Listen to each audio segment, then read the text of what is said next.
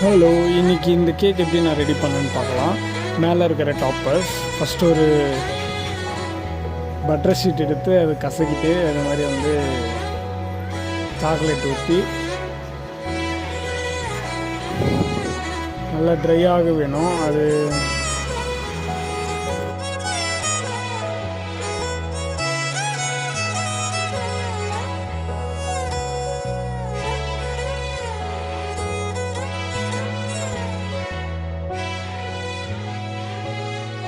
இது ஃப்ரீசரில் இருந்து எடுத்து டிமோல்ட் பண்ணதுக்கப்புறமா நான் வந்து வீடியோ எடுக்க மறந்துட்டேன். இந்த சில்வர் கலர் பெயிண்ட் அடித்து நான் வந்து வச்சுருந்தேன், அது வீடியோ எடுக்கலை. ஃபைனலாக கேக்கு இப்படி தான் இருந்துச்சு.